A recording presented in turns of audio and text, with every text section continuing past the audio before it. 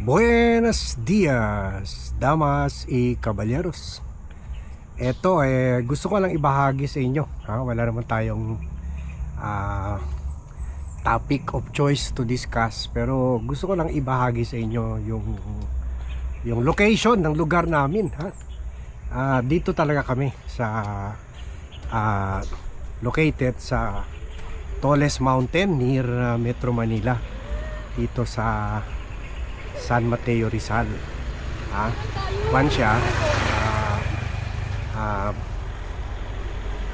bounded, Rizal na siya, pero this is the town closest to Metro Manila kasi katabi lang siya ng border lang siya ng Marikina and also Quezon City. So parang part na rin talaga ng Metro Manila.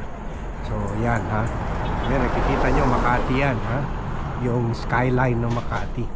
So kaya masaya kami dito. We discovered this place kasi 15 years ago na para kumbaga we can have the best of both worlds. Meron na kami privacy and malamig dito pag gabi, kahit summer. Meron na kami privacy, meron shielded kami nung COVID kasi malayo kami sa sibilisasyon. And yet, kung may mga meetings kami, kung may mga kwan kami kailangan gawin sa Metro Manila, we're just 15 minutes away to Sandigan Bayan, or 30 minutes away to Quezon Memorial Circle.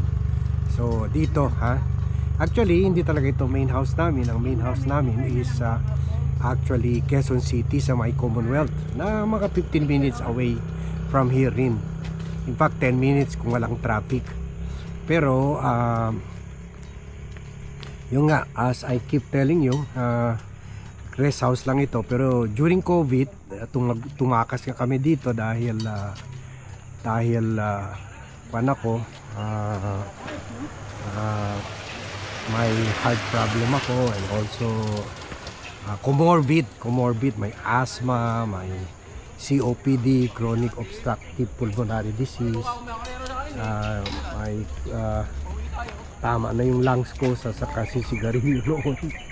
Kaya delikado talaga ako, very vulnerable sa COVID.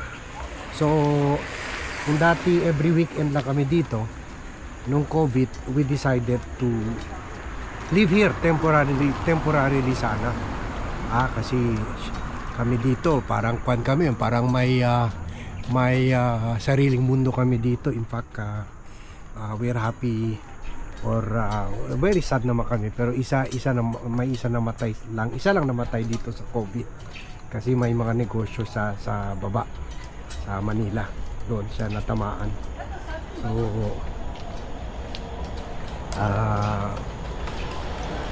shielded talaga kami from sickness or ano man problema or pollution, which is bad to my lungs dyan sa Metro Manila. So after COVID, temporary lang sana kasi weekend na kami dito pupunta. After COVID, the children fell in love with this place, lalo na yung anak ko. Kaya nandito kami sa 7-Eleven Trail 2026.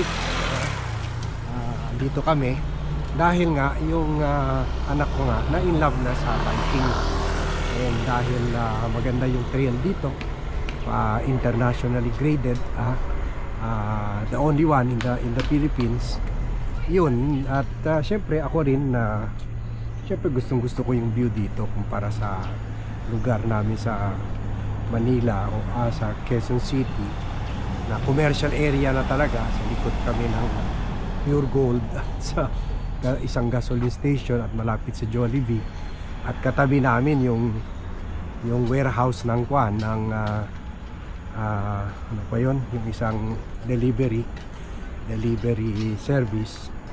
So wala, hindi na talaga very comfortable kami doon sa old place namin. pinarenta na namin siya yung, pero meron pa naman kami 2 floors na renta lang, yung mga floor sa baba at sa taas. Sa gitna kami meron pa. So pero dito na talaga kami at in fact during COVID, after I started vlogging, ginawa ko na yung kinonvert ko na yung roof deck into my vlogging studio. So may vlogging studio tayo dito. So dito na talaga. Anyway, bihira naman ako bumababa sa Metro Manila. So at parang pan nga, ang tawag ko nga doon sa office ko, parang eye in the sky, kasi nakikita ko lahat. Tingnan nyo, literally makikita nyo yung Metro Manila. So eye in the sky tayo,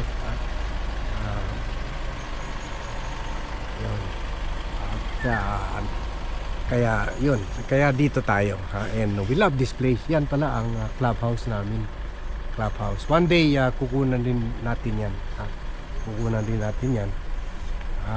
Pero Philinvest ang may, yan ang main clubhouse na commercial. Yung nakita nyo kanina ay clubhouse lang yun ng mga individual subdivision. Pati yung pinakita ko yung the other day. So ito ang pang commercial. May mga hotels, may tennis, may tennis court, basketball court, climbing, wall climbing, gym, lahat kompleto. Of course, swimming pool, Olympic size swimming pool. So parang na kami dito, parang isang syudad na talaga, isang syudad. And but we are not we are far from the maddening crowd, and perfect sa vlogging, sa walking ni Bat. Yun, so yun lang, just a backgrounder of the Highlands Place na ngayon ay home sweet home na ni Bat. Kasi paminsan-minsan yung mga bata, when they have mga projects or mga overnight things that they have to do sa baba sa Metro Manila, so they go down to the, at kung may bagyo and we want to be in a safer place, kasi syempre dito exposed yung bahay namin to the elements, kasi bundok ito so we go down, pero mostly dito tala kami. O yan, no, yung 7-Eleven trail, tingnan nyo yung ruta nila, yung mga bikers dyan, o yan ang ruta nila. Andyan yung anak namin, nagsimula siya 6:45, mag-e-end siya 10:30 daw. So yan, kami naman pauwi na, at maaga rin kami nagising para makasama yung anak namin. Pero buti nga andito lang siya, itong competition trail, 7-Eleven trail, annual competition, andito lang siya sa backyard namin. Di ba? So di ba, talagang we can have the best of both worlds dito. So yan na yung some parts of the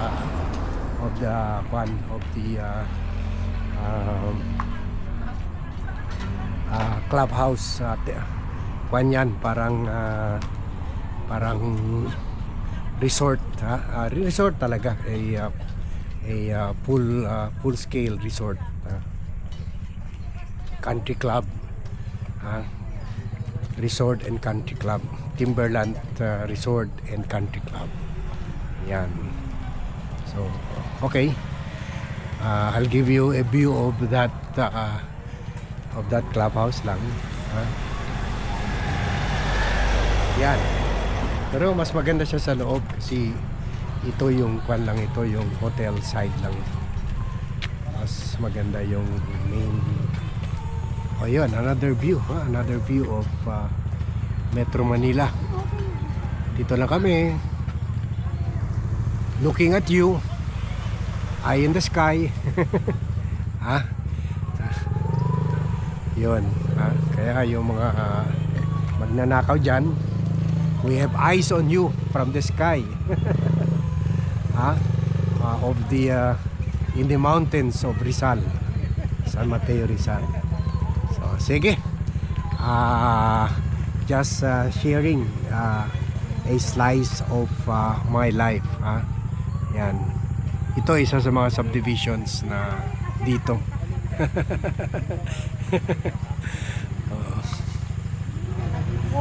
Okay, yan ng Metro Manila. Thank you, thank you. Ang gwapo naman ng pusa.